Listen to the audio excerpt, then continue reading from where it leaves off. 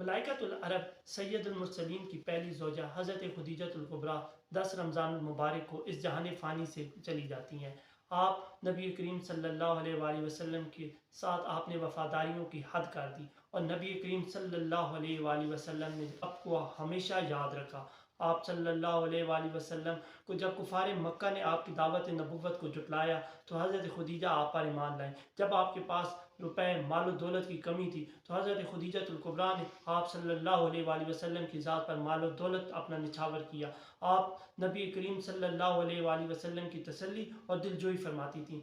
صحیح مسلم کی حدیث ہے، حضرت ابو ہریرہ رضی اللہ تعالیٰ عنہ روایت کرتے ہیں کہ ایک دفعہ جبریل امین نبی پاک صلی اللہ علیہ وآلہ وسلم کے پاس آتے ہیں اور کہتے ہیں کہ یا رسول اللہ، ابھی آپ کے پاس حضرت خدیجہ الکبریٰ سالن وغیرہ یا کچھ لے کر آ رہی ہیں۔ جب وہ آپ کے پاس آئیں تو آپ انہیں اللہ کا اور جبریل کا سلام عرض کرنا۔ یہ شان ہے حضرت خدیجہ الکبریٰ کی۔ جب نبی کریم صلی اللہ علیہ وآلہ وسلم نے حضرت خدیجہ الکبریٰ کو اللہ اور جبریل کا سلام پیش کیا تو آپ نے بڑی فقاہت اور ثقافت کے ساتھ اور بڑا علمی انداز میں سلام کا جواب دیا۔ آپ نے کہا اللہ تو سلامتی دینے والا ہے، اور جبریل کے سلام کا آپ نے جواب دیا، اور نبی رحمت صلی اللہ علیہ وآلہ وسلم کی ذات اطہر پہ آپ نے سلام بھیجا۔ صحیح بخاری کے اس حدیث کے آخری حصے میں نبی کریم صلی اللہ علیہ وآلہ وسلم کو جبریل امین یہ بشارت خدیجہ الکبریٰ کے متعلق دے رہے ہیں کہ آپ ان کو خوشخبری دے دیں کہ اللہ تعالیٰ نے حضرت خدیجہ الکبریٰ کے لیے جنت میں موتیوں کا محل بنایا ہے، جس میں ان کو کسی قسم کی تکلیف نہ ہوگی، بلکہ وہ ان کے لیے رات کا سامان وہاں پہ موجود ہوگا۔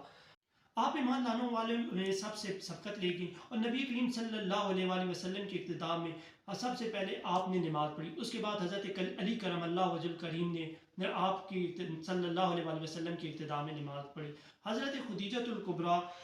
ایک دفعہ نبی کریم صلی اللہ علیہ وآلہ وسلم نے زمین پہ 4 لائنیں کھینچی تو صحابہ نے پوچھا کہ یا رسول اللہ یہ کیا ہے، یا صحابہ سے آپ نے پوچھا کہ یہ جانتے ہو کیا؟ انہوں نے صحابہ نے کہ اللہ اور اس کے رسول بہتر جانتے ہیں، تو آپ نے فرمایا یہ جنتی عورتوں میں سے 4 خواتین سب سے افضل ہیں، جن میں حضرت خدیجہ الکبریٰ کا آپ نے سب سے پہلے نام لیا۔ ام المومنین حضرت سیدہ عائشہ صدیقہ رضی اللہ تعالیٰ عنہ فرماتی ہیں کہ میں نے کسی بھی ازواج مطہرات میں کسی پر بھی کبھی غیرت نہیں کی جتنی غیرت مجھے حضرت خدیجہ الکبریٰ پر آتی تھی، حالانکہ میں نے انہیں دیکھا بھی نہیں تھا۔ یعنی جب بھی نبی کریم صلی اللہ علیہ وآلہ وسلم ان کا ذکر کرتے تو ان کا ذکر بہت ہی اچھے اور خوبصورت الفاظ میں کرتے، حتیٰ کہ آپ صلی اللہ علیہ وآلہ وسلم جب بھی کسی بکری یا کسی جانور کو ذبح فرماتے یا دمبا کو ذبح فرماتے تو اس کے اعضاء کاٹتے اور پھر ان اعضاء کو کاٹ کر حضرت خدیجہ الکبریٰ کی سہیلیوں کے پاس بھیجتے، اور حضرت عائشہ صدیقہ کہتی کہ یا رسول اللہ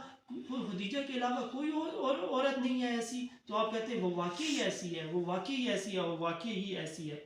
ایک دفعہ حضرت حالہ حضرت خدیجہ کی بہن نبی کریم صلی اللہ علیہ وآلہ وسلم کے گھر پہ آئی اور انہوں نے اجازت طلب کی تو نبی کریم صلی اللہ علیہ وآلہ وسلم کو حضرت خدیجہ الکبریٰ کی بڑی یاد آئی، کیونکہ حضرت حالہ کی آواز اپنی بہن سے کافی مماثلت رکھی تھی اور آپ نے جھرجری سی لی۔ اور حضرت خدیجہ الکبریٰ کی زندگی میں نبی کریم صلی اللہ علیہ وآلہ وسلم نے شادی نہیں کی، آپ صلی اللہ علیہ وآلہ وسلم کی جتنی بھی اولادیں ہوئیں اور حضرت خدیجہ الکبریٰ سے ہوئیں۔ حضرت خدیجہ رضی اللہ تعالیٰ عنہ اس زمانے جاہلیت میں بھی آپ کا لقب طاہرہ تھا، لوگ آپ کی پاکیزگی اور آپ کی طہارت کے حوالے سے باتیں کرتے تھے، اور آپ کی طہارت جو تھی اس دور میں بھی لوگ اس کی مثال دیتے تھے۔ آپ تجارت کے پیشے سے وابستہ تھی، آپ اپنے تجارت کے سلسلے میں ایک دفعہ آپ کو پتہ چلا کہ حضرت محمد مصطفیٰ صلی اللہ علیہ وآلہ وسلم آپ کا مال تجارت لے کر جانا چاہتے ہیں۔ اس وقت آپ نے اپنے غلام میسرہ حضور پاک صلی اللہ علیہ وآلہ وسلم کے ساتھ سامان تجارت دے کر بھیجا۔ واپسی پر میسرہ نے نبی کریم صلی اللہ علیہ وآلہ وسلم کی امانت و دیانت کی بہت زیادہ تعریف کی،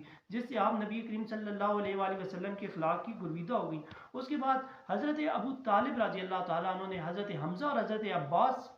کی میت میں جا کر حضرت خدیجہ الکبریٰ کا رشتہ طلب کیا، اور حضرت نفیسہ اس تحریک کی جو تھی انہوں نے دونوں جانبین سے کردار ادا کیا۔ نبی کریم صلی اللہ علیہ وآلہ وسلم کے نکاح کا خطبہ حضرت ابو طالب نے دیا، اور حضرت ابو طالب نے خطبہ کا آغاز کیا کہ تمام تعریفیں اللہ تعالیٰ کے لیے ہیں، جس نے ہمیں حضرت ابراہیم و اسماعیل کی اولاد میں پیدا کیا، ہمیں خانہ کعبہ کا متولی بنایا، اور ہم لوگوں کے درمیان اچھا سلوک اور اچھا کردار ادا کرتے ہیں۔ آپ صلی اللہ علیہ وآلہ وسلم کو نبوت ملنے کے بعد حضرت خدیجۃ الکبریٰ نے آپ صلی اللہ علیہ وآلہ وسلم کا ہر موقع پر ساتھ دیا، چاہے وہ قریش نے آپ کا مقاطع کیا ہو یا شیب ابی طالب میں آپ کو قید کر دیا گیا، حضرت خدیجۃ الکبریٰ ہر موقع پر نبی کریم صلی اللہ علیہ وآلہ وسلم کی دارس بنی رہی۔ اور آپ کا جب آپ صلی اللہ علیہ وآلہ وسلم پر پہلی وحی نازل ہوئی تو آپ کے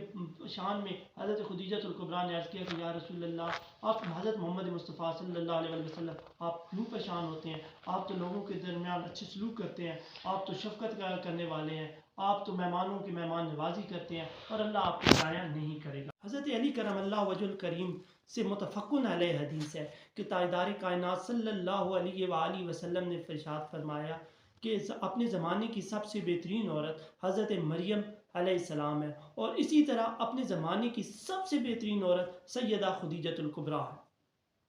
شعب ابی طالب سے جب نبی کریم صلی اللہ علیہ وآلہ وسلم واپس آتے ہیں تو اس دوران حضرت خدیجۃ الکبریٰ کی صحت کافی زیادہ خراب ہو جاتی ہے۔ نبی کریم صلی اللہ علیہ وآلہ وسلم آپ کی صحت کی کافی فکر کرتے اور آپ کی بڑی دلجوئی اور آپ کی دلجوئی کی،